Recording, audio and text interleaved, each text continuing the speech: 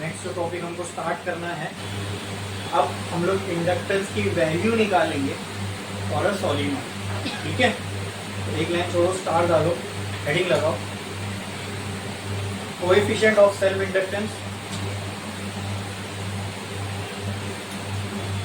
For a long solenoid, for a long solenoid, coefficient of self inductance for a long solenoid। मैं आपको समझाया था, जब भी ये वर्ड लॉन्ग सुनो आप समझ लेना वो चीज इनफाइनाइट की बात हो रही। ठीक है, तरीका है बोलने का। तो यहाँ पर हम एक सॉलिनॉइड लेंगे, उसकी लेंथ कैसी है, इनफाइनाइट। तो इनफाइनाइट लेंथ के लिए आप कोई भी क्वांटिटी डिफाइन निकाल सकते हो क्या? इनफाइनाइट की मैग्नेटिक फील्ड, इनफाइनाइट का एरिया, इनफाइनाइट की लेंथ निकाल सकते हो क्या? नहीं। आप क्या निकाल सकते हो फिर? हाँ, ऐसा नहीं कर सकते। यस, क्या कर सकते हैं हम लोग? छोटी सी लेंथ के लिए निकाल सकते हो। तो क्या मैं बोल सकता हूँ पर यूनिट लेंथ निकाल लो, छोटी सी लेंथ के लिए निकाल लो, फिर आपको जितनी भी लेंथ के लिए चाहिए उससे आप मल्टीप्लाई कर दो।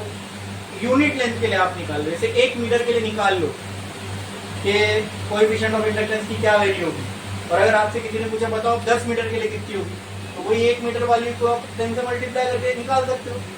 ठीक है, तो we have a solenoid which is very long. इसमें से मैंने एक टुकड़ा काट लिया इतना सा L लेंथ का। ठीक है, तो अब मैं L नहीं निकालूंगा, L अपॉन स्मॉल l निकालूंगा पर यूनिट लेंथ। समझ में आया ना? मतलब ये इंफिनिटी यहाँ से और यहाँ से इंफिनिटी, इसमें से मैंने थोड़ी सी लेंथ ले लिया, पर यूनिट लेंथ निकाल रहा हूँ बस। समझ में आया? क्लियर है? क्लियर है? ठीक है, मुझे आप ये बताओ कि अपने को सेल्फ इंडक्टेंस निकालना है, बराबर, सॉलिनॉइड के लिए। और मोर अप्रोप्रिएट अगर मैं आप इसको बोलूं तो self inductance per unit length निकालना, because this is a long solenoid. समझे? हाँ, अब अपने टेक्स्ट बुक में अपने को लॉन्ग सॉलिनॉइड के लिए डिफाइन किया है, इसके लिए हम लॉन्ग सॉलिनॉइड के लिए निकाल रहे हैं। तो मैं सॉलिनॉइड के लिए भी निकाल रहा हूँ तो हम निकाल सकते थे। ठीक है, तो आप मुझे बताओ कि इसके ये सॉलिनॉइड में जब करंट आई फ्लो होगा, क्या उसके वजह से अंदर मैग्नेटिक फील्ड बनेगी? क्या मैग्नेटिक फ्लक्स बनेगा? और अगर ये करंट इंक्रीजिंग नेचर का है तो क्या वो फ्लक्स चेंज भी होगा? उसके चेंज होने से क्या अंदर करंट इंड्यूस होगा? क्या मैं उसको इंड्यूस करंट बोल सकता हूँ? क्या ये पूरे फिनोमेना को सेल्फ इंडक्टेंस बोल सकते हैं? और ये सेल्फ इंडक्टेंस कितना होगा, ये एक चीज डिफाइन करते हैं, coefficient of self inductance, that is clear? तो पूरी कहानी शुरू होती है फ्लक्स से। इससे फ्लक्स से, तो we know that flux is equal to VA cross theta, right? अब अगर ये सॉलिनॉइड है तो साइड में बना लेता हूँ, ये सॉलिनॉइड है तो इसके लिए जो मैग्नेटिक फील्ड लाइन से ऐसी जाती है, अगर करंट ऐसे फ्लो हो रहा है तो, बराबर, ये हमने देखा था। Now tell me, this is the area, this is the magnetic field. ये एरिया है, ये मैग्नेटिक फील्ड है। मुझे बताओ थीटा क्या होगा? Theta is angle between T and A. यहाँ पे थीटा की वैल्यू क्या होगी? हाँ बोलो, एरिया वेक्टर और बी के बीच का एंगल देख लो। एरिया वेक्टर कहाँ आएगा? हाँ, परपेंडिकुलर टू एरिया। यहाँ भी ले सकते हो, यहाँ भी ले सकते हो, ये वाला मत लेना। 180 आएगा, माइनस आएगा, काय के लिए झंझट पालने का। ये वाला एरिया लो। ठीक है, अब एंगल कितना है? 0। हाँ भाई, ये सेम चीज नहीं हो रही है ना, जो वहां हो रहा है वही इधर हो रहा है। कहना है से here theta is equal to 0, therefore phi will be equal to B dot A। तो इसमें से जो फ्लक्स जा रहा है वो कितना है? B dot A। लेकिन ये एक कॉइल का है। हाँ भाई, this is the flux link with one coil. क्या एक कॉइल है इसमें? नहीं, बहुत सारी है, यहाँ तो इंपॉर्टेंट है। क्लियर है? लेकिन हमने जो निकाला वो एक कॉइल का फ्लक्स निकाला। टोटल निकालने तो कुछ मत करो, इसी को n से मल्टीप्लाई करो, ये n भी हो जाएगा, है ना? देखेंगे वो आगे कर सकते हैं। चलो, ये हो गया फ्लक्स। इसी के चेन से क्या होगा? करंट इंड्यूस होगा, राइट? अब यहाँ पे देखते हैं हमको कुछ वैल्यूज मालूम है क्या। फ्लक्स के लिए बी प्लस किसको डिपेंड कर रहा है, बी और ए पे। मैग्नेटिक फील्ड हमको किसकी देखना है, सॉलिनॉइड के अंदर की, कि भाई ये डिवाइस कौन सा सॉलिनॉइड ही है ना, तो उसके अंदर मैग्नेटिक फील्ड देखोगे। मुझे बताओ magnetic field for a solenoid क्या होती है, निकाले थे हमने। एक सॉलिनॉइड के अंदर कितनी मैग्नेटिक फील्ड होती है, अंदर यूनिफॉर्म मैग्नेटिक फील्ड होती है। हाँ, तो अंदर जो यूनिफॉर्म मैग्नेटिक फील्ड होती है उसकी वैल्यू क्या होती है, निकाले थे ना भाई हमने।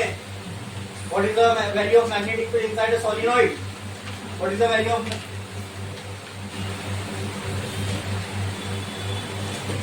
इनसाइड सॉलिनॉइड लिखता हूँ, चलो और क्लियर होगा। मैग्नेटिक फील्ड सॉलिनॉइड, बोलो जल्दी, अरे बोलो, सबके लिए देखना पड़ेगा। अभी लास्ट लेक्चर में तो किया, अगला टेस्ट है वो कैसा करोगे, म्यू नॉट एन आई, ठीक था, म्यू नॉट एन इंटू आई, जो कि मैग्नेटिक फील्ड की वैल्यू। अच्छा इसमें एरिया, एरिया क्या होगा बोलो। ये एक कॉइल का फ्लक्स है ना, तो एक कॉइल का एरिया बता दो कितना होगा। एक कॉइल दिख रही है तुमको वहां सामने, इसका एरिया कितना होगा, half base into height, length into breadth, 2 pi r circumference होती है, 2 पाई आर स्क्वायर नहीं, pi are square, pi are square. कुछ मत करो, ये दोनों मालूम है ना हमको। फ्लक्स जो भी फ्लक्स अंदर चेंज हो रहा है वो जिस पे भी डिपेंड कर रहा है, वो सबकी वैल्यू तो अपने को मालूम है। तो कहना है right phi is equal to B की जगह पे mu naught N I into A की जगह पे, लेकिन ये पूरा अब भी एक कॉइल का फ्लक्स है। हाँ, तो कहना है right flux linked with N coil, flux linked with N coil. क्या इसी को टोटल फ्लक्स भी बोलते हैं, total flux will be equal to N into flux with one coil. हाँ, तो कहना है से total flux will be equal to N into, ये जो एक कॉइल का फ्लक्स है यहाँ पुट कर दो, mu naught N I into pi are square, खत्म। ठीक है, बोलो क्लियर है। लेकिन हमको तो कोएफिशिएंट ऑफ सेल्फ इंडक्टेंस निकालना है, मतलब कहीं नहीं दिख रहा, तो क्या करें अब, बोलो बोलो। क्या हमको ये नहीं पता कि total flux is equal to L into I? हाँ, पता है कि नहीं पता है?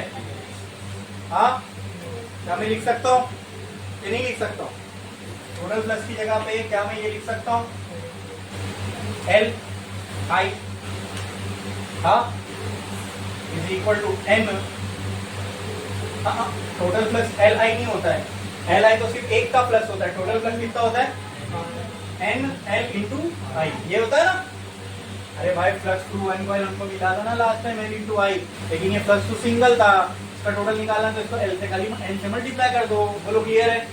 हाँ, तो कहना है राइट देता है total flux equal to N L I is equal to N into mu naught N I into pi are square. Clear है? यहाँ से एक एन, यहाँ से एक एन कैंसिल, यहाँ से एक आई, यहाँ से एक आई, बचा क्या, L is equal to mu naught n into pi are square. आ गया फॉर्मूला। क्लियर? समझ में आया? इसमें किसी को कोई डाउट है? बोलो, अरे बोलो, पक्का नहीं है ना कोई डाउट? ठीक है, अब मुझे आप ये बताओ, क्या इसमें से जो ये पाई आर स्क्वायर है, अच्छा हाँ, मुझे ये इनफाइनाइट है ना, तो मुझे पर यूनिट लेंथ निकालना है। तो बोलो, मुझे पर यूनिट लेंथ निकालना है। इसको पर यूनिट लेंथ करने के लिए, अच्छा वो भी मैं बाद में करता हूँ, पहले आप मुझे ये बताओ, क्या इस पाई आर स्क्वायर को मैं ए पुट कर सकता हूँ? हाँ, कहना है L is equal to mu naught n into A. हाँ, कर सकता हूँ, ओके। अब एरिया को अगर डायामीटर के टर्म्स में लिखे ना, तो ये ऐसा होता है, पाई बाय 4 डी स्क्वायर। वही एरिया है, लेकिन खाली अब इसको डायामीटर के टर्म्स में लिख रहा हूँ, तो क्या हो जाएगा ये पाई बाय 4, क्योंकि रेडियस क्या होता है, डी बाय 2, उसका स्क्वायर हो जाएगा, तो डी स्क्वायर बाय 4, वही हुआ ना, डी स्क्वायर बाय 4, पाई तो ऐसे का वैसे ही है। सर्कल की एरिया अब तक आपने सिर्फ रेडियस के टर्म्स में देखे हो, बस उसी को मैं डायमीटर के टर्म्स में बोल रहा हूँ, कुछ नहीं किया मैंने अलग। डायमीटर के टर्म्स में वही एरिया क्या हो जाएगा, पाई बाय 4 डी स्क्वायर। ठीक है। अच्छा एक और चीज, अगर मुझे यहाँ पर यूनिट लेंथ निकालना है, ये तो सेल्फ इंडक्टेंस का फॉर्मूला हो गया फॉर सॉलिनॉइड, लेकिन अगर पर यूनिट लेंथ निकालना है तो क्या यहाँ पे मुझे L अपॉन L करना पड़ेगा, लेकिन इसको यहाँ पे L करूंगा तो ये पूरा मान जाएगा, तो इसको भी ये L दे दो, ये क्या हो जाएगा म्यू नॉट n इंटू ए, ये L को यहाँ फेंको, ये क्या हो जाएगा n into L by L, sorry ये L को मैंने यहाँ फेंक दिया, तो क्या हो जाएगा ये mu naught n a upon L. कुछ नहीं, अब आ गया फॉर्मूला में यही था, अब ये सब इसके वेरिएशन है, बस सिर्फ वेरिएशन है और कुछ नहीं। अलग अलग फॉर्म में इसी फॉर्मूले को आप लिख सकते हो, एरिया के फॉर्म में, वॉल्यूम के फॉर्म में, सब वही वेरिएशन दे रहा हूँ। तो कहना है right, L upon small l can be written as this mu naught n upon l into pi by 4 D square, ऐसा लिख सकता हूँ क्या? चेक करो, एक ही जगह पे क्या लिख दिया, पाई बाय 4। अब और एक चीज, अगर आपको यहाँ से एलिमिनेट करना है तो आपको पता है n बराबर होता है number of turns per unit length के, हाँ यही होता है। तो कहना है राइट, स्मॉल n की जगह n by l is equal to mu naught into n upon l, नीचे l ऑलरेडी है, into pi by 4 D square, l into L क्या हो जाएगा, कहना है mu naught n pi D square by 4 l square, लिख सकता हूँ ऐसे, हाँ हाँ, और पाई बाय 4 डी स्क्वायर को लूंगा तो वो भी क्या हो जाएगा, a हो जाएगा। फिर से इसको मैं ऐसा लिख दो, mu naught n a by L square. बोलो क्लियर है? हाँ अरे क्लियर है क्या? सब अलग अलग फॉर्म है, खाली बस कोएफिशिएंट ऑफ सेल्फ इंडक्टेंस निकालना था, यही निकल गया। देखो ये फॉर्मूला देख लोगे ना, ये काफी है। अब ये तो था number of turns per unit length के टर्म्स में था, फिर मैंने इसको चेंज किया सर्कल की एरिया डायमीटर के टर्म्स में, फिर वापस चेंज कर दिया इसको टोटल नंबर ऑफ टर्न्स में।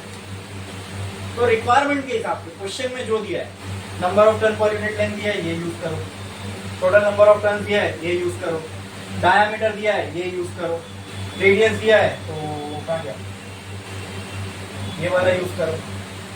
ठीक है ठीक है, नहीं आ चुका था ये, इसको बाद में खाली हमने बस वेरिएशन में अलग अलग किए। बोलो क्लियर है? n की जगह n बाय डाले, a की जगह d का टर्म रखे, समझ में आया?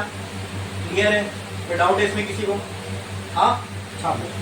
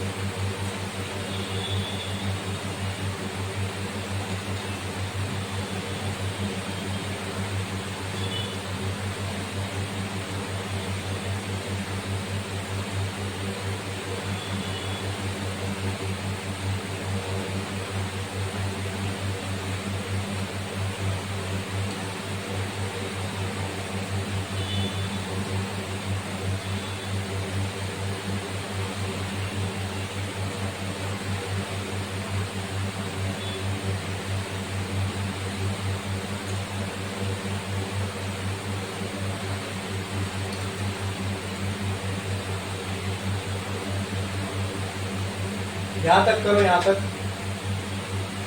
मुझे एक बार टोटल फ्लक्स का फॉर्मूला बताओ, हमने क्या निकाला था टोटल फ्लक्स का फॉर्मूला? L इंटू आई था, NLI नहीं था, ये मेरे से गड़बड़ हो गई। L इंटू आई था ना, चेक करो।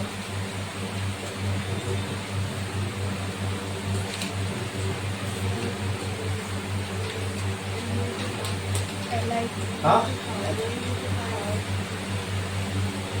टोटल फ्लक्स का था n इंटू 5, और फिर 5 टोटल फ्लक्स का डायरेक्ट फॉर्मूला नहीं निकाले थे हमने?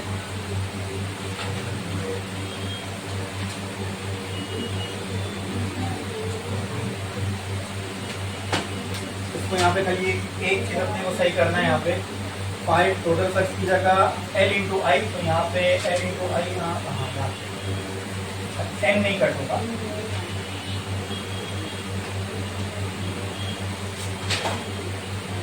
यहाँ अगर हम लोग n इंटू आई पुट कर दे तो ये क्या बचेगा, नॉट n इंटू आई, ठीक है। यहाँ पे नीचे और इसके साथ एक और चीज आ जाएगी, वो क्या है, n।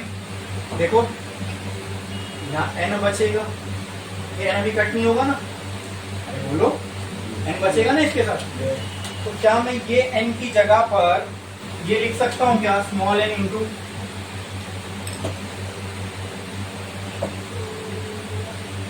क्या मैं कैपिटल N को, स्मॉल n क्या होता है, कैपिटल N इंटू एल, तो क्या मैं कैपिटल N को ऐसे लिख सकता हूँ, n इंटू एल।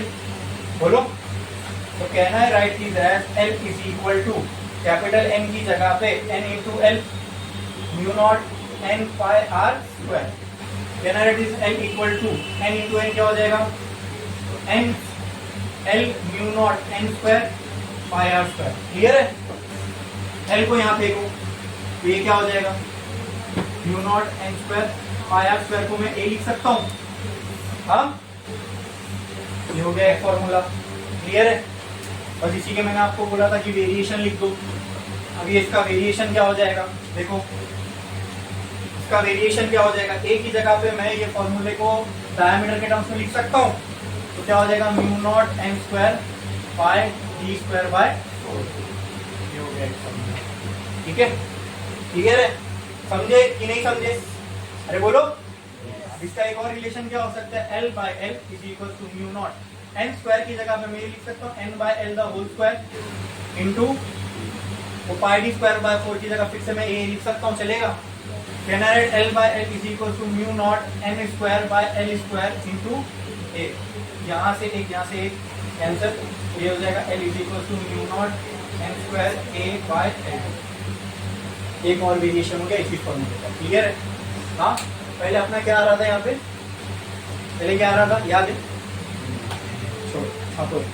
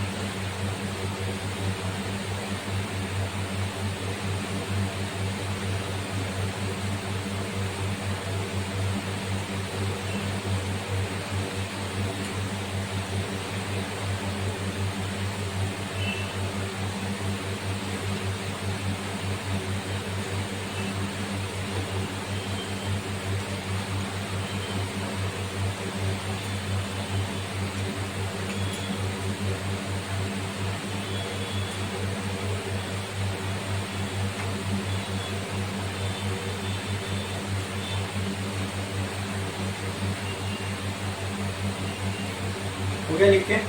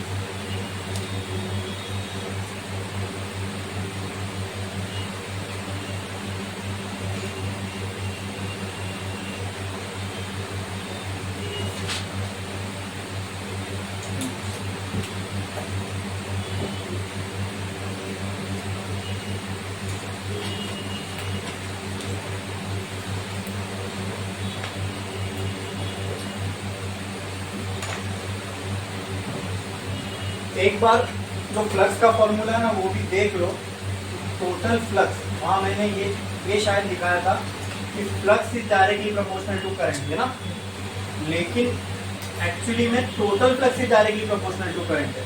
क्यों? इसके अंदर जो भी करंट इंड्यूस होगा वो किसकी वजह से हो जाएगा? टोटल फ्लक्स के चेंज की वजह से ना। यहाँ मैंने सिंगल कॉइल का फ्लक्स लिखा था, ठीक है, तो वो खाली वहां पे करेक्ट कर दो। Total flux will be equal to L I. Total flux N L into I नहीं होगा, total flux will be equal to L into I. ये सही कर लो वहां पे, ठीक है। अब ध्यान दो इधर, टोटल फ्लक्स बराबर किसके होता है? Single flux into number of turns के। यहाँ पे number of turns into single flux आएगा तो ये हो जाएगा एल इंटू आई। अब एल का फॉर्मूला क्या होगा? एन फाई बाय आई। क्या ये आया था अपने को? एन का फॉर्मूला जरा चेक करो, यही फॉर्मूला था, हाँ यही था ना, पक्का? फिर ये प्रॉपर था, ये यही आया था, ये नहीं लिखे थे हमने। हाँ तो भाई जब मैं टोटल फ्लक्स पूछ रहा था तो आपने वो क्यों बताया कि total flux N L I के बराबर होता है? तो टोटल फ्लक्स एल आई के बराबर होता है तो वहां पे गलत क्यों बताया? तो ये ऐसे ही लिखे ना हमने इसको, अरे यही लिखे ना, एल किसके बराबर था? N phi L. हाँ फिर ईएमएफ का हमने फॉर्मूला निकाले तो उसके लिए क्या लिखे थे? D phi by D T. फाई की जगह पे क्या पुट किए? टोटल फ्लक्स, है ना?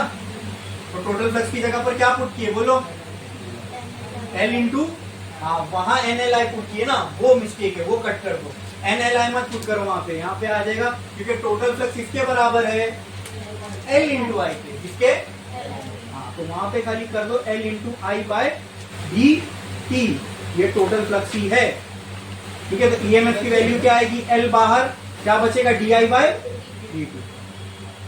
तो उसमें एक स्टेप में अपने से ये गलती हो गई, मेरे से हुई है, ठीक है, कि वहां पे टोटल फ्लक्स में एल आई की जगह हमने N into L into I put किए, जो सेम यहाँ हुई थी, ठीक है।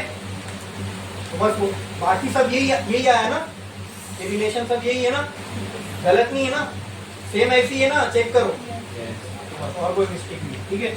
यहाँ पे एन एल लिखे थे ना, एन को हटा दो, ये टोटल फ्लक्स के लिए डायरेक्ट एल के साथ है, ठीक है। ये टोटल फ्लक्स का ही ईएमएफ है, ये सिंगल का नहीं है, टोटल फ्लक्स का ही है, ठीक है। हाँ उसके बाद जो हमने लिखा था ना, फॉर एन इक्वल टू 1 ऐसा कुछ लिखा था, हाँ वो कट कर दो बस, वो नीचे का जो है पार्ट वो उतना कट कर दो, ठीक, हाँ वो कट कर दो।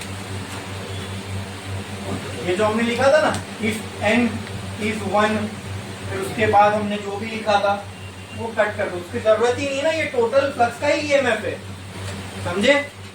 क्लियर है? लिख लिया इतना। अब आपको याद है जब हमने कैपेसिटर पढ़ा था तो हमने उसमें ये भी पढ़ा था कि एनर्जी स्टोर्ड इन कैपेसिटर कितनी होगी, राइट? उसको हम एनर्जी स्टोर्ड इन कैपेसिटर भी बोल सकते हैं, और क्यू के कैपेसिटर के बीच में इलेक्ट्रिक फील्ड होती है, इसलिए हम एनर्जी स्टोर्ड इन इलेक्ट्रिक फील्ड भी बोल सकते हैं। उसी तरह अब हम पढ़ने वाले हैं एनर्जी स्टोर्ड इन इंडक्टर। तो आप इसको एनर्जी स्टोर्ड इन इंडक्टर बोलो, या फिर इंडक्टर के अंदर कौन सी फील्ड होती है, या फिर energy stored in magnetic field बोलो, एक ही बात है। सही बात समझ में? अब उसके लिए अपने को मैथमेटिकल रिलेशन निकालना है। एक लाइन छोड़ो, स्टार डालो और लिखो energy stored in inductor, energy stored in inductor और energy stored in magnetic field, energy stored in magnetic field, energy stored in magnetic field.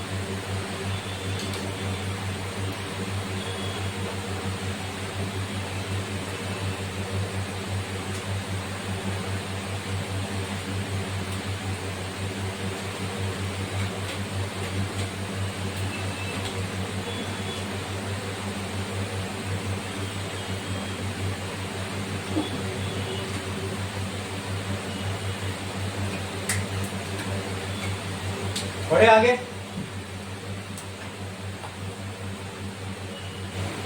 अब इसको थोड़ा सा सोचना पड़ेगा, फिर हम लोग इसके डेरिवेशन में आगे प्रोसीड करेंगे।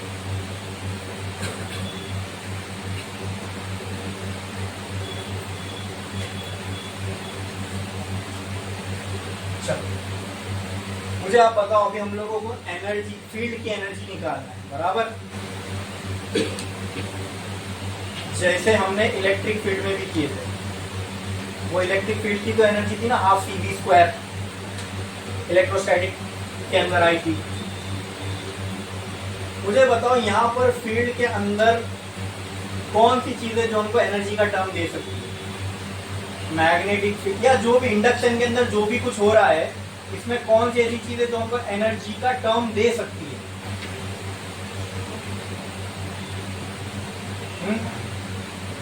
बोलो, सोचो, थोड़ा सा सोचो, आएगा दिमाग में। इस पूरे इंडक्शन के अंदर कोई एक ऐसी चीज है जो हमें एनर्जी का टर्म दे सकती है?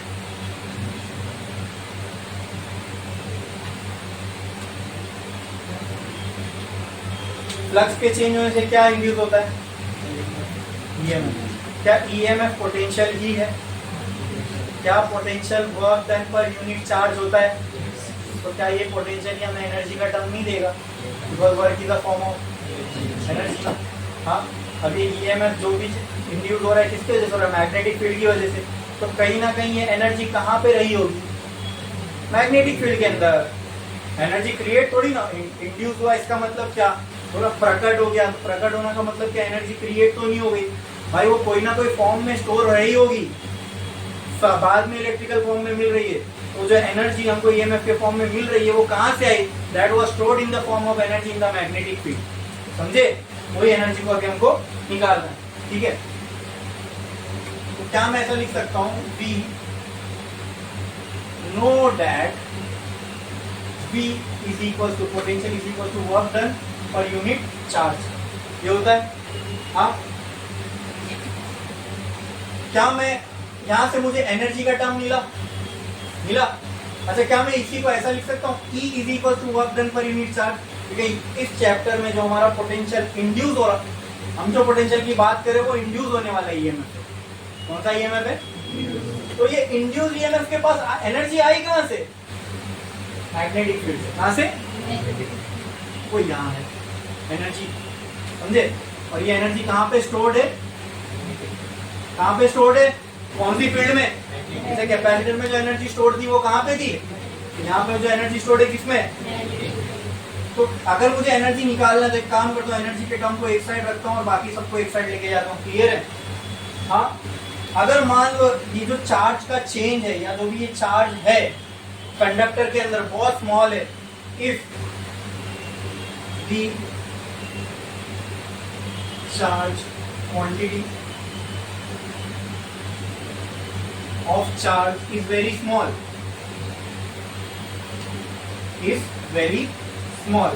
so can I write Q is equals to dq? तो अगर ये चार्ज बहुत छोटा है तो उसके वजह से होने वाला जो वर्क डन होगा वो भी, therefore W will also be equal to, so can I write here dW will be equal to E into dq? बोलो, इतना क्लियर है? ये समझ में आया? पक्का? इसमें किसी को कोई डाउट है? ये E क्या है? इंड्यूस होने वाला ईएमएफ, इंड्यूस होने वाला ईएमएफ। अच्छा, किसमें इंड्यूस होने वाला ईएमएफ की बात करें हम लोग? किसमें? इंडक्टर में। किसमें? तो क्या EMF induce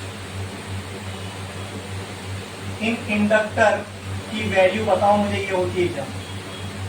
E is equal to L di/dt। हाँ, ये हमने इंडक्टर के लिए निकाले थे ना। एक ईएमएफ में, एक इंडक्टर में जो ईएमएफ इंड्यूस होता है वो किसके बराबर होता है? L di/dt के। निकाले थे कि नहीं निकाले थे? ये ईएमएफ की वैल्यू हमें किसके लिए आई थी? इंडक्टर के लिए ही तो आई थी। Value of EMF in terms of self inductance. तो सेल्फ इंडक्टेंस किसके लिए डिफाइंड है? इंडक्टर के लिए। तो ये ईएमएफ की वैल्यू किसके लिए? इंडक्टर के लिए। ये सब हम एनर्जी किसके लिए निकाल रहे हैं? इंडक्टर के लिए ना। तो क्या मैं यहाँ पे E की जगह पर ये लिख सकता हूँ dW = E की जगह पर क्या मैं ये लिख सकता हूँ L di/dt into dq? बोलो। हाँ, अच्छा आप मुझे ये बताओ, dW L di को मैं बाजू में लिखता हूँ, dq/dt into di ऐसा लिख सकता हूँ क्या? dq को पहले लिखा, di को बाद में लिखा। बिकॉज dq by dt मुझे एक क्वांटिटी दे देगा, वो क्या होती है बोलो? What is dq by dt? The rate of flow of charge क्या होता है? What is the rate of flow of charge called as? Current, simple. तो ये हो गया करंट इनटू dl। अब ये छोटा सा वर्क है, मुझे इससे टोटल वर्क चाहिए, मतलब टोटल एनर्जी चाहिए, छोटी सी एनर्जी है। अरे कोई छोटी से टुकड़े पे अंदर, जैसे ये इंडक्टर था, ठीक है, इसके अंदर पूरी एनर्जी स्टोर्ड है, मुझे नहीं पता कहाँ है, कितनी एनर्जी है। मैंने एक छोटा सा टुकड़ा, मैं छोटे से टुकड़े के लिए देख रहा हूँ, वो था dw, मुझे लेकिन टोटल इंडक्टर के लिए एनर्जी चाहिए, तो इसको क्या करना पड़ेगा? इंटीग्रेटिंग, ये हो जाएगा इंटीग्रेशन dw इंटीग्रेशन LI/dI, ठीक है। मान लो जब करंट की वैल्यू 0 थी, तब इसमें जो भी एनर्जी रही होगी वो 0 रही होगी, कि करंट से मैग्नेटिक फील्ड बन गया और उसी की वजह से जो भी एनर्जी वगैरह आई है। और मान लो जब करंट की वैल्यू I हो गई, तब ये वर्क की वैल्यू भी W हो गई, बड़ा वाला W। चलो इसको समझने के लिए मैं कैपिटल I लिख देता हूँ, यानी करंट की वैल्यू पहले कम थी और बढ़ते बढ़ते बढ़ते बढ़ते कितनी हो गई? Capital I। तो वर्क की वैल्यू भी, जब करंट 0 था, वर्क डन भी 0 था, एनर्जी भी 0 थी। और जब करंट बढ़ेगा वैसे वैसे मैग्नेटिक फील्ड बढ़ रही है और मैग्नेटिक फील्ड में स्टोर होने वाली एनर्जी बढ़ रही है। जब करंट मैक्सिमम तो एनर्जी भी मैक्सिमम, टोटल एनर्जी आ जाएगी मुझे। Can I right here? बताओ मुझे, इसको इंटीग्रेट करूंगा तो ये आएगा W 0 रेज़ टू, हाँ, integration of x with respect to x x ही होता है, integration of 1 with respect to x होता है, integration of 1 with respect to W W हो जाएगा। मुझे बताइए L कांस्टेंट है, बाहर आ जाएगा। I का इंटीग्रेशन क्या हो जाएगा? I²/2, lower limit upper limit, तो लोग क्लियर है? तो अपर लिमिट यहाँ पे क्या है? कैपिटल I ना। इसको मैं ऐसा लिख सकता हूँ, upper limit minus lower limit, हाँ, इसको मैं ऐसा लिख सकता हूँ, upper limit minus lower limit. इसके लिए मालूम है, हमेशा मैं लेफ्ट साइड को कभी भी लिमिट नहीं लगाता हूँ, क्योंकि देखो dw को इंटीग्रेट किया तो w भी आया, है ना। अक्सर आपने देखेंगे लेफ्ट साइड में मैं कभी लिमिट नहीं लगाता था, राइट साइड में लिमिट लगा के सॉल्व करता था, क्योंकि जो भी लेफ्ट साइड में उसी का वही टर्म आने वाला है अपने को, इसलिए हम लोग डायरेक्ट बड़ा वाला w लिख देते इधर। ऐसी बी में किया रहा हूँ, बहुत जगह पे ऐसा किया रहा हूँ, ठीक है। L क्या बचा? I²/, ठीक है। आ गई ना एनर्जी, अरे आ गई ना एनर्जी W का। अब ये एनर्जी जो है किसके फॉर्म में स्टोर होती है? पोटेंशियल एनर्जी के फॉर्म में। किसमें? आपको पोटेंशियल एनर्जी बोलूं या energy stored in magnetic field is equal to LI²/,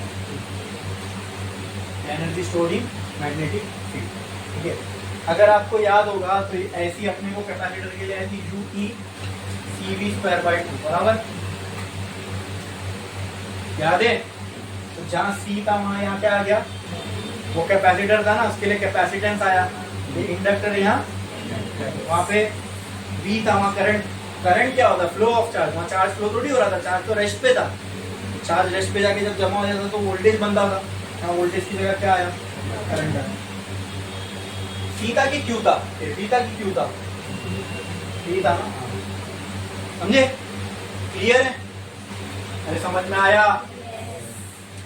energy stored in magnetic field बोलो इसको। अच्छा, ये एनर्जी है जो ये इतनी amount of energy magnetic field में स्टोर्ड है। समझ रहे हो आप कि कहीं पे अगर इंडक्टर है उसमें मैग्नेटिक फील्ड बन रही है, ठीक है, अंदर जो मैग्नेटिक फील्ड है उसमें कुछ एनर्जी है, तो एनर्जी कितनी है? इतनी, समझे?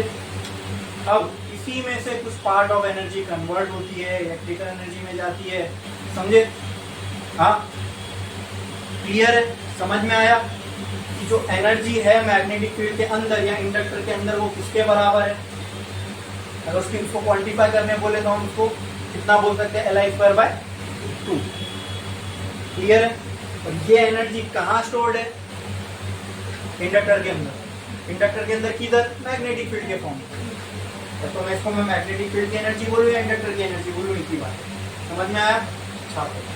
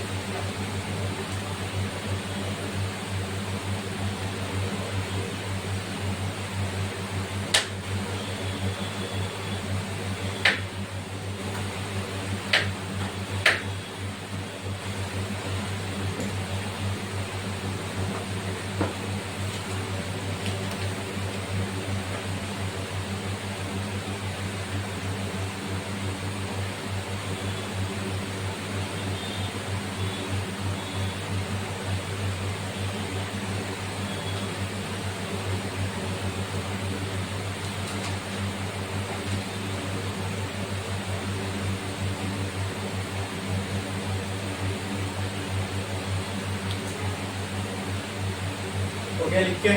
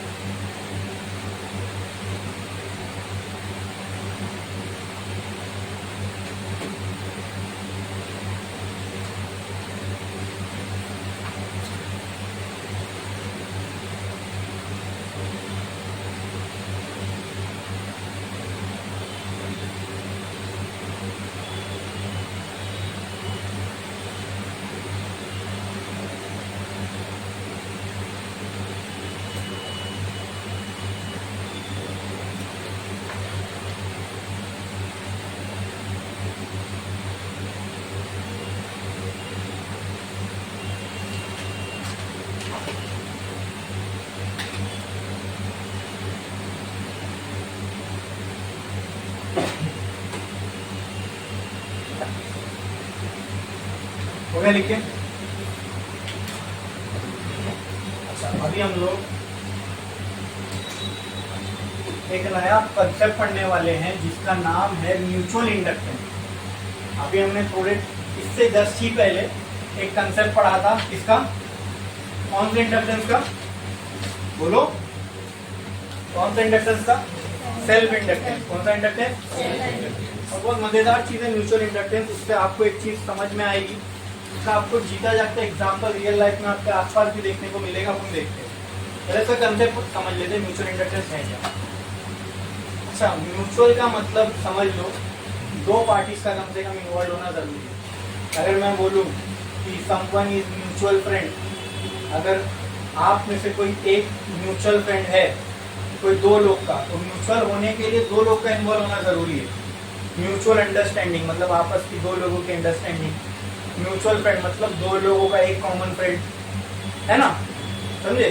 तो जब मैं म्यूचुअल इंडक्टेंस बोल रहा हूँ, सेल्फ इंडक्टेंस में कितनी कॉइल थी, कितने सॉलिनॉइड के कितने कॉइल थे, एक। यहाँ पे कितने हो सकते हैं, दो। म्यूचुअल हो रहा है, म्यूचुअल इंडक्टेंस की बात हो रही है, मतलब यहाँ पे कितने कॉइल होने वाले हैं, ये एक सॉलिनॉइड कॉइल और ये दूसरा सॉलिनॉइड। इतना तो अभी तक क्लियर है। ये सिर्फ हमने म्यूचुअल वर्ड से समझा। म्यूचुअल मतलब यहाँ पे कम से कम कितनी कॉइल्स होंगी, दो। यानी आप ये बोल सकते हो दो इंडक्टर होंगे, दो सॉलिनॉइड होंगे, ठीक है। इसमें से एक को हम लोग करेंगे कनेक्ट सप्लाई से और दूसरे को हम कोई सप्लाई से कनेक्ट नहीं कर रहे, इसमें गैल्वेनोमीटर कनेक्ट करेंगे। अब फिर यहाँ गैल्वेनोमीटर आ गया, इसका मतलब क्या, ये क्या करेगा, करंट डिटेक्ट करेगा, ठीक है। अगर करंट डिटेक्ट करने के लिए रखे तो कहीं ना कहीं से इसमें करंट आ रहा होगा। इसमें करंट कैसे बन सकता है, जब फ्लक्स चेंज हो। तो वही पूरी कहानी समझनी है कि कैसे इसमें फ्लक्स चेंज होगा। करंट तो तभी आएगा जब इसमें फ्लक्स चेंज होगा, तो देखते हो कैसे होगा।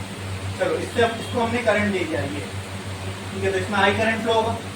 अगर इसमें हाई करंट फ्लो होगा तो इसमें ऐसे मैग्नेटिक फील्ड बनेगी, हमने देख चुके। तो जो इसमें मैग्नेटिक फील्ड बनेगी, क्या वो मैग्नेटिक फील्ड लाइन इससे भी गुजरेगी? सोचो, अगर ये आस-पास रखी गई है, यहाँ एक कॉइल है तो सप्लाई से कनेक्टेड है, उसके जस्ट सामने एक और सेम कॉइल है लेकिन वो सप्लाई से कनेक्टेड नहीं है।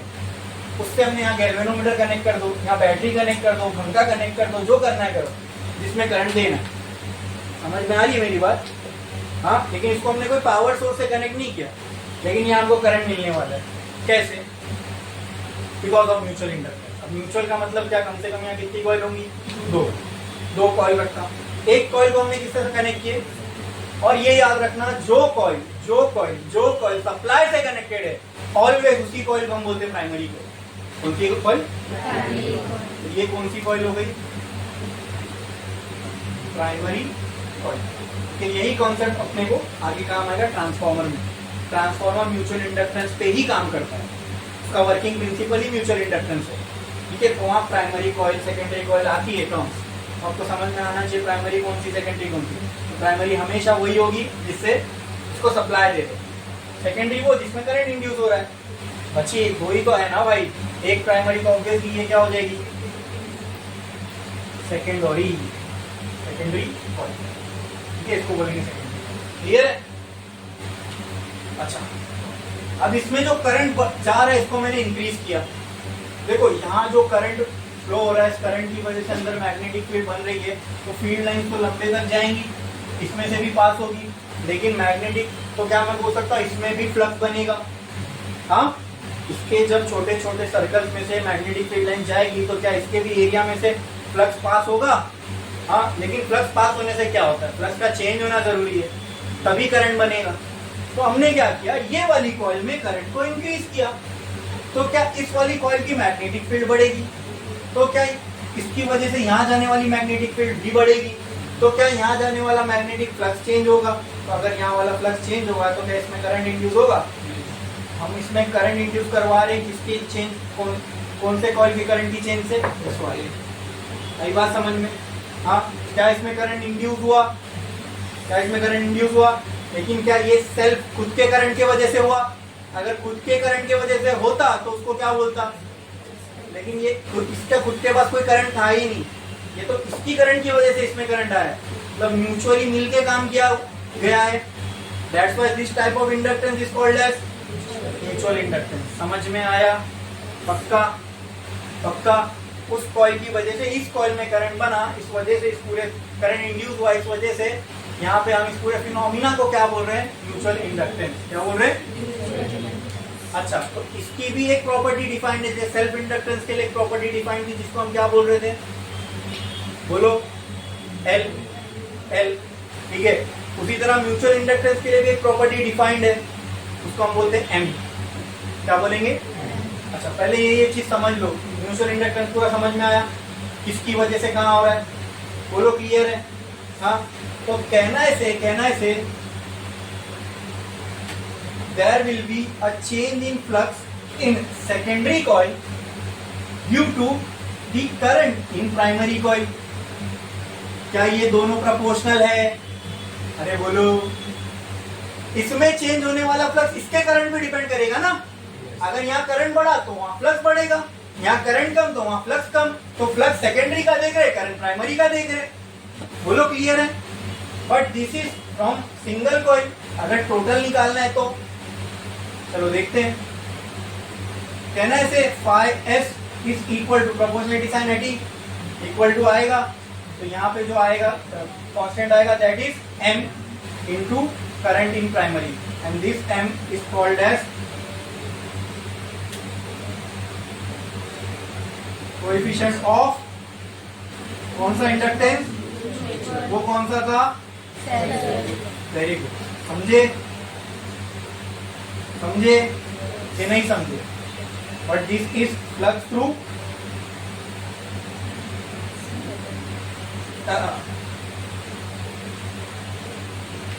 टोटल फ्लक्स जो डिपेंड करेगा वो किस पे करेगा, करंट इन। तो ये भी जो फॉर्मूला डायरेक्ट आया अपने को किसका है, टोटल फ्लक्स का है। किसका है, टोटल फ्लक्स। देखो, इसमें जो भी करंट बनेगा वो इसके टोटल चेंज इन फ्लक्स पे डिपेंड करेगा ना। एक सिंगल कॉइल में फ्लक्स चेंज, यहाँ पे तो ये जो मैग्नेटिक फ्लक्स पास हो रहा है ये सारे कॉइल में से पास हो रहा है, तो फ्लक्स जो चेंज होगा सबका चेंज होगा, तो इसमें जो करंट बनेगा वो टोटल फ्लक्स पे डिपेंड करेगा। किस पे डिपेंड करेगा, अभी फिर मेरे से वही मिस्टेक हो जाती है जो पहले हुई। ठीक है, तो सेकेंडरी का जो टोटल फ्लक्स है वो किस पे डिपेंड करेगा, प्राइमरी के करंट। किस पे, प्रोपोर्शनलिटी साइन एटी इक्वल टू डाले तो क्या आ जाएगा, कोई भी कांस्टेंट आ जाएगा, that constant is called as mutual inductance. ठीक है। अच्छा, अब मुझे आप ये बताओ, ये टोटल फ्लक्स है, क्या मैं बोल सकता हूं total flux of secondary will be equal to number of turns of secondary into flux of secondary. Clear है, मतलब ये फ्लक्स होगा सिंगल टर्न का और उसको नंबर ऑफ टर्न से मल्टीप्लाई कर दूंगा तो ये आ जाएगा। अरे बोलो, क्लियर है। तो कहना है right, M S phi S is equal to M into I P. हाँ, तो क्या मैं यहाँ पे m का फॉर्मूला ये लिख सकता हूं, M S phi S upon I P. बोलो, क्लियर है। अरे बोलो, क्लियर है, समझ में आया, पक्का कि नहीं समझा, पक्का। अच्छा, इस वाली कॉइल की वजह से इसमें क्या इंड्यूस हुआ? करंट। क्या इंड्यूस हुआ? लेकिन करंट डायरेक्ट इंड्यूस होगा क्या? क्या इंड्यूस होगा फिर पहले? ईएमएफ। क्या इंड्यूस होगा पहले? ईएमएफ। तो क्या मैं बोल सकता हूं इसमें इंड्यूस होने वाला ईएमएफ का formula in terms of M? हाँ, चलो एक काम करता हूं, इसमें लिखता हूं EMF induce in secondary coil. Secondary EMF induce in secondary coil कैसे आएगा बताओ मुझे। पहले तो ईएमएफ का खाली फॉर्मूला लिखो। क्या था ईएमएफ का formula? D phi by dt। Clear है? क्लियर है? यहां से और ये कौन सा फ्लक्स होगा? Total flux. मुझे आप बताओ यहाँ पे टोटल फ्लक्स की क्या वैल्यू आई थी? ये ईएमएफ हम किसका निकाल रहे दोस्तों? सेकेंडरी का। तो चेंज इन टोटल फ्लक्स भी किसका देखेंगे? सेकेंडरी का। किसका? सेकेंडरी का। Total flux of secondary. ठीक है, तो टोटल फ्लक्स ऑफ सेकेंडरी कितना आया? m into I P. तो कहना है E S is equal to D, तो मैं ऐसा लिख देता हूँ टोटल फ्लक्स ऑफ सेकेंडरी। तो कहना है it is m into I P, लिख सकता हूँ ऐसे बाय डी टी। एम क्या है? कॉन्स्टेंट। कहाँ आ जाएगा? बाहर। तो कहना है E M F induce in secondary coil is equal to m D I P by D T. क्या ऐसा ही सेम टर्म हमको एल के लिए नहीं आया था? हाँ, that was EMF induce in inductor. अब यहाँ पे हम सिर्फ ई, यहाँ सिर्फ आई नहीं लिख रहे क्योंकि यहाँ स्पेसिफाई करना पड़ेगा किसमें इंड्यूस हो रहा है, किसकी वजह से हो रहा है। तो ईएमएफ इंड्यूस सेकेंडरी में हो रहा है, लेकिन किसकी वजह से? प्राइमरी के करंट की वजह से। हाँ ना, समझ में आया? ये वो करंट होता है जिसकी वजह से हो रहा है। ठीक है, तो वहां पे वो करंट कौन सा था? जो आ रहा था, बराबर। और यहाँ पे जो ईएमएफ था कौन सा था? जो इंड्यूस हो रहा था। बोलो क्लियर है? अगर मुझे यहाँ पे ईएमएफ को डिफाइन करना हो, म्यूचुअल इंडक्टेंस को डिफाइन करना हो तो कैसे करूंगा? बोलो कैसे करूंगा? तभी कैसे किया था? ये पूरे टर्म को यहाँ फेंक दो। तो कहना है right E S upon d I P by D T is equal to M. कहना है से if d I P by D T is equal to 1 ampere per second, then m will be equal to es। हो गया define. I can say the coefficient of mutual inductance is defined as the EMF induced in secondary coil if rate of change of current is 1 ampere per second। जैसे वहां किए थे भाई पूरी analogy, तो इधर खाली नाम चेंज हो गए। समझा कि नहीं समझा? हाँ, फिर से आ जाओ म्यूचुअल इंडक्टेंस के कॉन्सेप्ट पे। म्यूचुअल इंडक्टेंस कॉन्सेप्ट क्या कहता है कि अगर एक कॉइल में फ्लो होने वाला करंट चेंज होगा तो सीधा दूसरे कॉइल में क्या आ जाएगा? करंट इंड्यूस हो जाएगा। अब क्यों होगा? उसकी पूरी पीछे की कहानी हमको मालूम है। इसमें करंट इंक्रीज हुआ तो मैग्नेटिक फील्ड इंक्रीज हुई। जो मैग्नेटिक फील्ड इसमें बन रही थी वो इसमें से पास हो रही थी।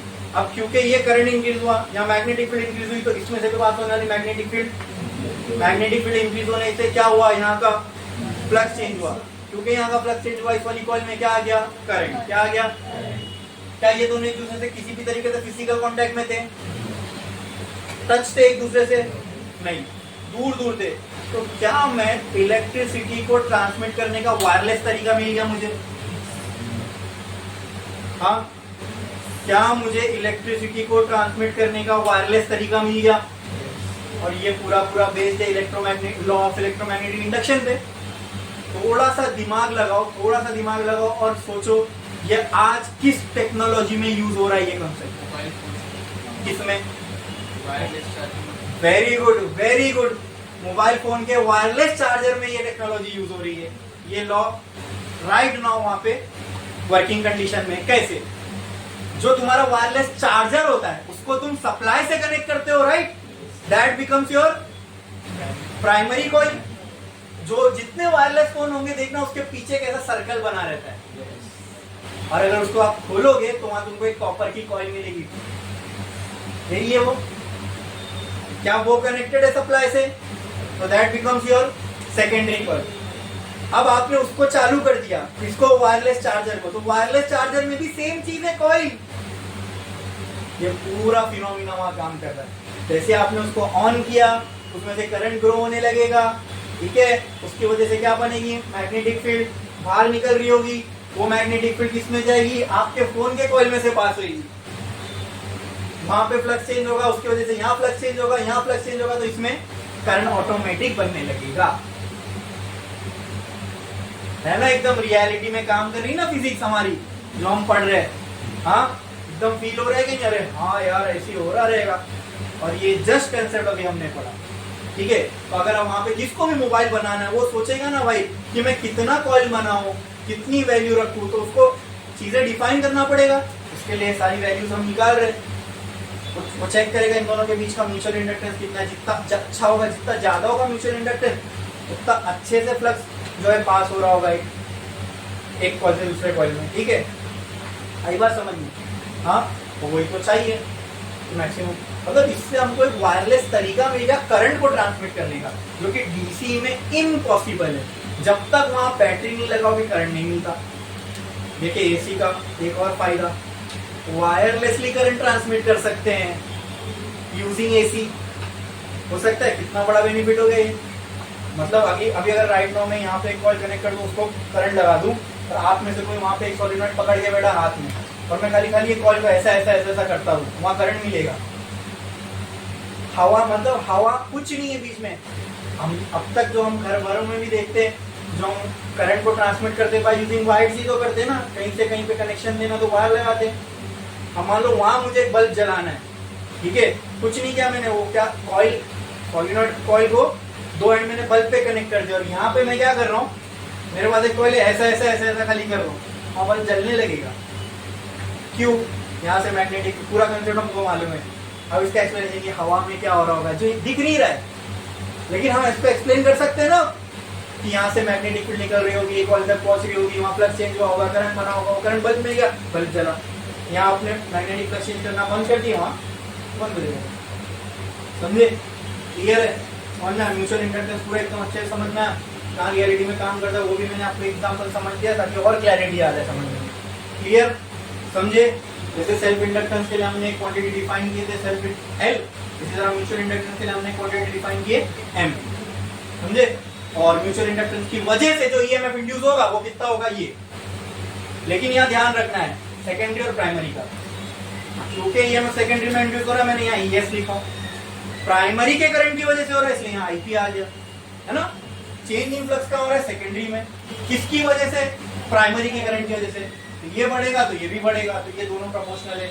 लेकिन वहां हमने सिर्फ वहां हमने फाई टी और आई लिखे थे, यहाँ सेकेंडरी प्राइमरी का ध्यान रखिएगा, ठीक है। प्रोपोर्शनलिटी कांस्टेंट आ गया, that constant was coefficient of mutual inductance. बोलो क्लियर है? समझा कि नहीं समझा? पक्का? अब ये जो भी पूरी कहानी थी, ठीक है, टोटल फ्लक्स, हाँ ये ध्यान रखना, टोटल फ्लक्स प्रोपोर्शनल था किसके? करंट इन प्राइमरी के। पूरा समझ में आया? क्लियर है? इसका अपने को एक वर्डिंग लिखना है, पहले पूरा छाप लो, उसके बाद में इसका डेफिनेशन दूंगा। क्लियर है? छाप लो।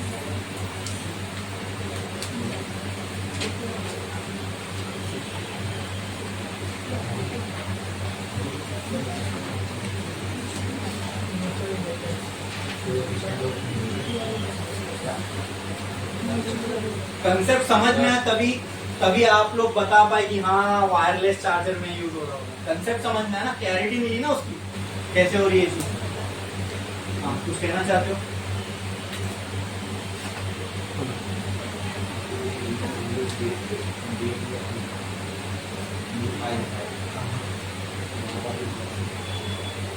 चलेगा, डाल देता हूँ।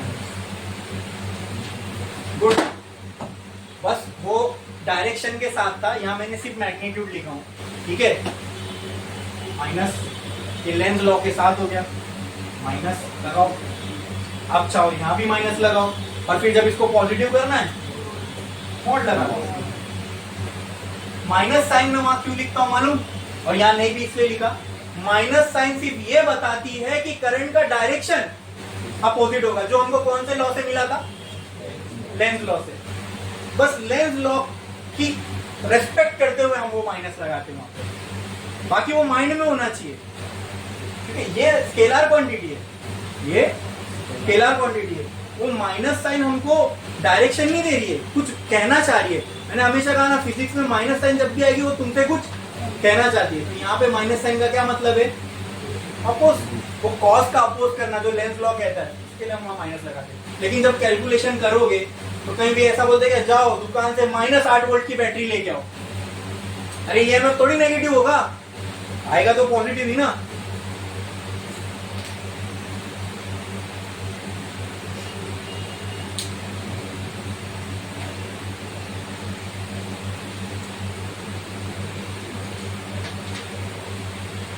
यहाँ पे भी लगा देता हूँ।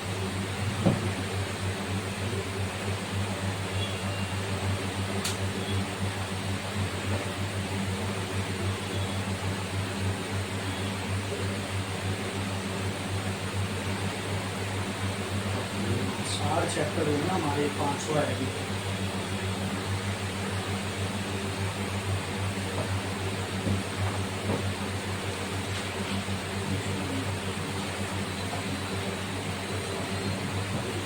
छापो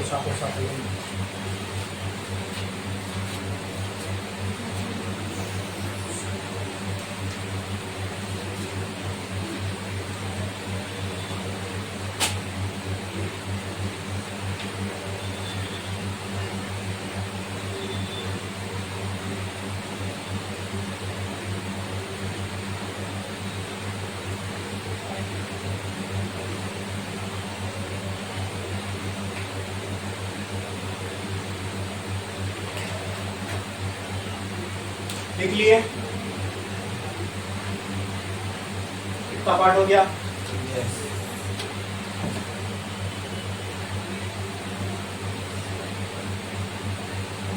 और इसके बाद इस लेक्चर का हम लोग लास्ट टॉपिक देखेंगे इस लेक्चर का, that will be coefficient of coupling.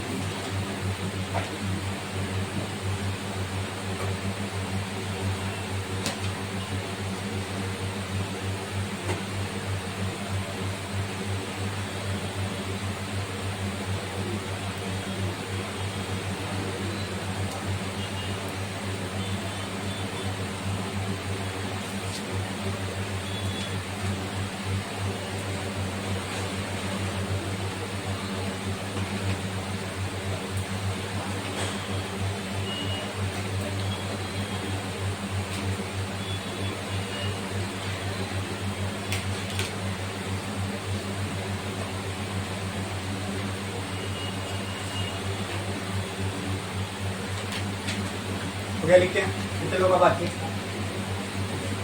अब नेक्स्ट एक लाइन छोड़ो, स्टार डालो, लिखो coefficient of coupling, it is a concept related to mutual inductance. ठीक है? हाँ, एक चीज आपको मैं बता रहा हूँ, याद रखना। अरे वो सब लिखने से पहले रुको, इसका डेफिनेशन बाकी है ना लिखना। अच्छा, उससे भी पहले मैं आपको एक चीज बताता हूँ, नोट में लिख लेना। एम को देख के आपको ऐसा नहीं लगता कि इसकी वैल्यू डिपेंड करेगी ईएस और करंट पे, लेकिन ऐसा नहीं है। उसी तरह एल को देख के भी आपको लगेगा उसकी वैल्यू ईएमएफ और करंट पे डिपेंड करती है, नहीं। इनकी वैल्यू डिपेंड करती है शेप, ओरिएंटेशन, ठीक है, मटेरियल, इन सब चीजों पे। कि आपने जो मटेरियल चॉइस किया वो क्या है, ठीक है, ओरिएंटेशन उसका कैसा है, इन सब चीजों पे देखेंगे भी हम लोग आगे।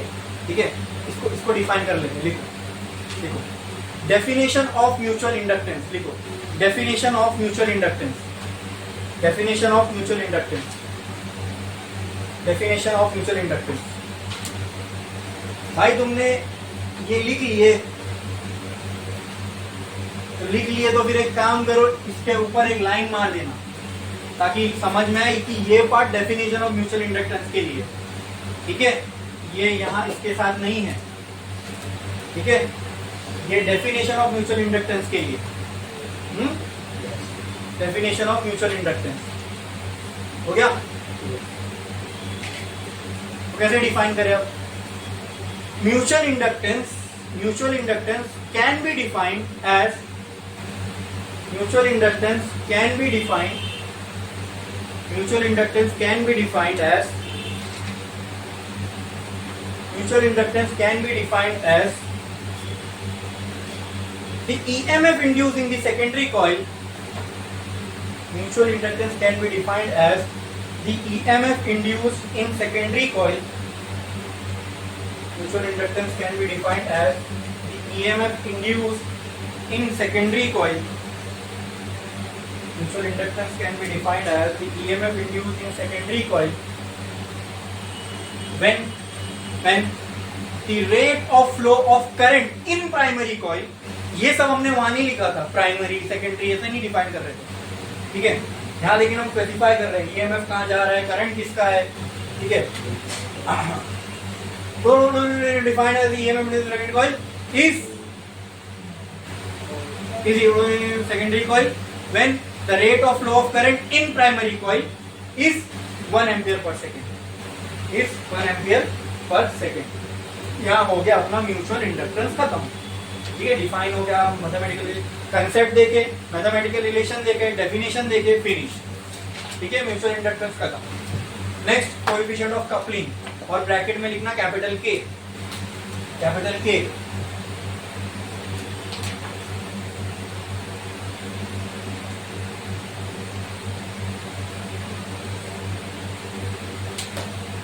ठीक है, अब ये मत लिखो, मैं उसका पहले डेफिनेशन बोल रहा हूं वो लिखो। Coefficient of coupling, coefficient of coupling varies between 0 to 1, varies between 0 to 1 and gives us an idea, and gives us an idea about the flux reaching secondary coil, and gives us the idea about the flux reaching secondary coil after getting produced in primary coil.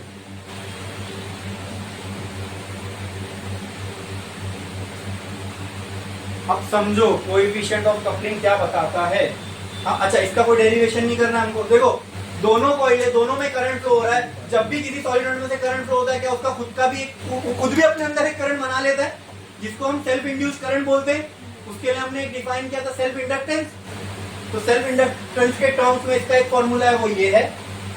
और flux in primary और secondary के terms में एक formula है, वो ये है। तो कोई डेरिवेशन नहीं करना हमको, फॉर्मूला है, लिख लो, लिख लो, लिख लो।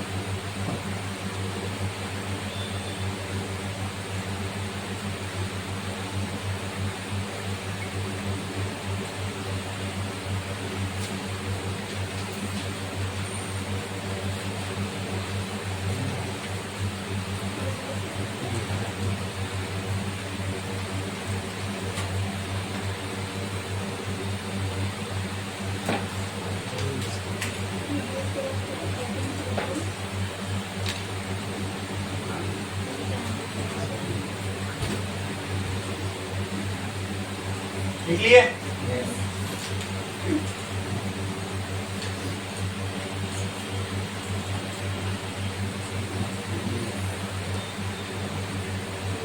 हाँ, next coefficient of coupling depends on, एक लाइन छोड़ा, किन किन चीजों पे कोएफिशिएंट ऑफ कपलिंग की वैल्यू डिपेंड करती है वो लिखो। Coefficient of coupling depends on number one material of coil, depends on number 1 material of coil, second distance of coil, third first material of coil, second distance between the coils, ऐसा लिखो distance of coil की जगह, distance between the coil, distance between the coils, distance between the coils, third orientation of coils, orientation of coils, orientation of coil. Bracket में आप लिख सकते हो angle between the axis of coil, bracket में आप लिख सकते हो angle between the axis of coil, ठीक है। चलो कोएफिशिएंट ऑफ कपलिंग क्या बताती है हमको डेफिनेशन वाइज, आप पढ़ो जोर से, क्या था डेफिनेशन कोएफिशिएंट ऑफ कपलिंग का? Coefficient of coupling varies between 0 to 1 and बस कोएफिशिएंट ऑफ कपलिंग कहां से कहां वेरी करेगी, मतलब कोएफिशिएंट ऑफ कपलिंग की मिनिमम वैल्यू क्या हो सकती है, मैक्सिमम क्या हो सकती है 1, ठीक है, पढ़ो। And gives us an idea about the flux reaching secondary coil after getting produced in secondary. तो ये हमको क्या बताता है, वही अभी इन्होंने पढ़ा जो बाकी का पार्ट था, कोएफिशिएंट ऑफ क्या बताता है, it gives us an idea about what, flux reaching secondary which is getting produced in simple words. अगर हिंदी में इसको समझो तो क्या है, प्राइमरी में फ्लक्स प्रोड्यूस हुआ, उसमें से कितना सेकेंडरी तक पहुंच रहा है, ये कौन बताएगा, ये कौन बताएगा। एग्जाम्पल, एग्जाम्पल सिर्फ एक एग्जाम्पल है समझने के लिए। 100 फ्लक्स प्रोड्यूस हुआ प्राइमरी में, ठीक है, उसमें से 10 पहुंच रहा है सेकेंडरी में, क्या ये अच्छी चीज है, क्या ये अच्छी कपलिंग हुई। कपलिंग का मतलब एक ऐसा बोल सकते हो जोड़ी में मिलके काम करना, तो क्या ये अच्छा कपल बना रहे हैं, नहीं। अच्छा कब होगा कि 100 वहां प्रोड्यूस हो 90 यहाँ पहुंचे, 100 वहां प्रोड्यूस हो 99 यहाँ पहुंचे, 100 के 100 पहुंचे, ये अच्छा माना जाएगा। 100 प्रोड्यूस हुई 60 पहुंची, हाँ मीडियम माना जाएगा, मॉडरेट। आ रही बात समझ में। तो क्या लगता है किसमें जो है कोएफिशिएंट ऑफ कपलिंग की वैल्यू ज्यादा होगी और किसमें कम होगी। 100 में 10 पहुंच रहा है, इसमें कपलिंग की वैल्यू क्या होगी, ज्यादा होगी कम होगी, कम होगी, नियर अबाउट 1 2 हो सकती है। अगर मान लो 100 निकल रहा है 99 पहुंच रहा है तो अबाउट 9 होगी, और अगर 100 निकल रहा है 50 से 60 पहुंच रहा है तो मतलब इन दोनों के बीच में कपलिंग कितनी अच्छी है। कपलिंग का मतलब समझ रहे हो कि वहां से कितना निकल रहा है, यहाँ कितना पहुंचे। जितनी ज्यादा अच्छी कपलिंग होगी तो कोएफिशिएंट ऑफ कपलिंग जितना ज्यादा होगा है ना, अच्छे से फ्लक्स का ट्रांसमिशन होगा और सेकेंडरी में उतना ज्यादा आपको करंट देखने को मिलेगा। बोलो क्लियर है, अरे समझा कि नहीं समझा। कोएफिशिएंट ऑफ कपलिंग किस किस पे डिपेंड करता है, तो यहाँ पे देखो आप, यहाँ पे आपको ये दिख रहा होगा एल पे, फाई पे, नहीं, डिपेंड किस पे करता है, ये वहाँ साफ साफ लिखा हुआ मटेरियल पे। अगर आपने मटेरियल कॉपर की जगह चांदी यूज की है तो और अच्छा मिलेगा यहाँ आपको, क्योंकि चांदी कॉपर से अच्छा कंडक्टर है।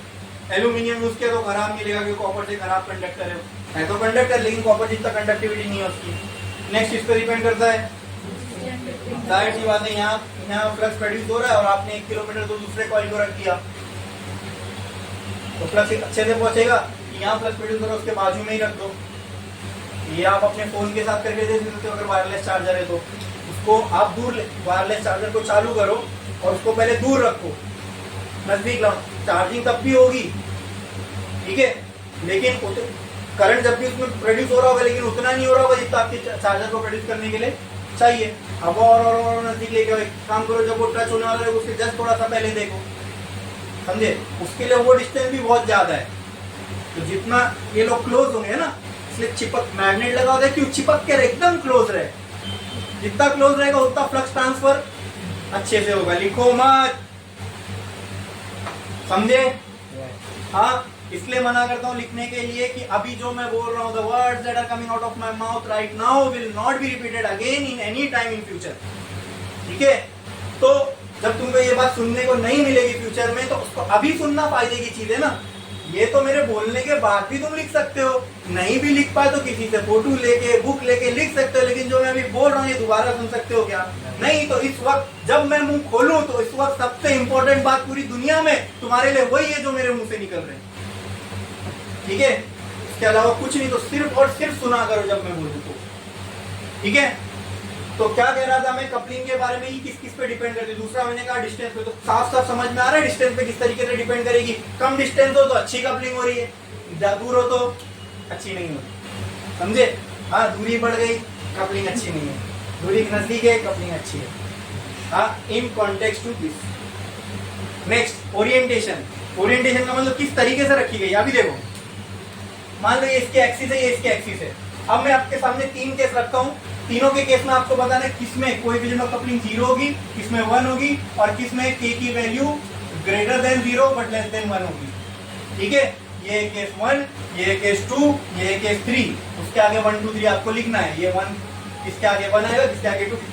और फर्स्ट केस ले लो, ठीक है। ये अच्छा, इसमें आपको प्राइमरी सेकेंडरी भी खुद डिसाइड करना है, कौन सी प्राइमरी है कौन सी सेकेंडरी है। इन दोनों में से बताओ कौन सी प्राइमरी है, नीचे वाली ऊपर वाली। जिसमें सप्लाई है वो प्राइमरी, दिस इज प्राइमरी। ये गैल्वेनोमीटर कनेक्टेड है, इसका मतलब ये सेकेंडरी। तो इसको, इसकी ओरिएंटेशन कैसी है, देखो इसका एक्सिस एक ही साथ है, मतलब दोनों के बीच में एंगल 0 है। हाँ, ये अच्छी कपलिंग। तो क्या लगता है आपको, जितनी प्राइमरी में से निकल रही है, क्या उतनी की उतनी पूरी जाएगी सेकेंडरी में, कोई गैप ही नहीं है भाई, सारी की सारी निकलेगी। यहाँ कपलिंग अच्छी है बुरी है, 100% flux from primary will go to secondary, 100%। तो तीनों में से कौन से में आएगा? 1 किसके आगे लिखूं? 1 किसके आगे लिखूं? फर्स्ट ओरिएंटेशन किसके लिए सही है? ये वाले के लिए, ये वाले के लिए, ये वाले के लिए? First, second, third. तो इसके लिए 1 आएगा। फर्स्ट ओरिएंटेशन इसके लिए ट्रू है, k इक्वल टू 1 इसके लिए ट्रू है, बराबर। चलो ये वाली चलिए ये देखते हैं, ये वाली देखते हैं। कौन सी प्राइमरी कौन सी सेकेंडरी? ये कौन सी है? ये क्यों? तो सब प्लस है, प्राइमरी सिंपल। यहाँ से प्लस जनरेट होगा, ऐसे ऐसे ऐसे निकलेगा। कितना जाएगा सेकेंडरी? कुछ भी नहीं जा रहा है, ओरिएंटेशन ही ऐसी है। मतलब इसका एक्सिस अगर ये है, इसका एक्सिस ये, बोथ आर एट 90 डिग्री, इसलिए आगे भी लिखा मैंने एंगल बिटवीन द एक्सिस। तो वो देख के भी आप बता सकते हो यार दोनों एक्सिस के बीच में 90 डिग्री का एंगल है, no flux from primary will go to secondary, बराबर। तो ये किसके लिए ट्रू बैठेगा? बोलो कौन सी चीज? फर्स्ट वाला। इसके लिए सेकंड वाली ओरिएंटेशन के लिए फर्स्ट ये इक्वल टू 0 ट्रू बैठेगा। इसके लिए देखो यहाँ कौन सी प्राइमरी कौन सी सेकेंडरी? ये वाली प्राइमरी है, ये वाली। तो कहाँ पे फ्लक्स बन रहा है? प्राइमरी में, सेकेंडरी में? प्राइमरी में। यहाँ से फ्लक्स बना, कुछ तो जाएगा इसमें से, कुछ ऐसा भी जा सकता है, ऐसा भी जा सकता है, ऐसा भी जा सकता है, ऐसा भी जा सकता है। तो क्या इसमें से 100% जाएगा? कैसे? कुछ भी नहीं जाएगा। हाँ 20 में जा सकता है, 0 से 100 के बीच में थोड़ी बहुत जा सकती है। इसमें 80-90% फ्लक्स जा रहा होगा, 50-60 जा रहा होगा। तो ये कौन से के लिए ट्रू है? थर्ड वाला। तो सेकंड वाला, थर्ड वाला ओरिएंटेशन इसके लिए ट्रू बैठेगी, समझे? ये बस ये अंडरस्टैंडिंग के लिए मैंने आपको बना के बताया। समझ में आया कोएफिशिएंट ऑफ कपलिंग क्या बताता है, किस पे डिपेंड करता है, क्या उसका कंसेप्ट है? एकदम क्लियर है, पक्का? कोई डाउट है इसमें किसी को? हाँ कि ना? पक्का समझ में आया ना सबको अच्छे से? तो आज के लिए बस इतना ही।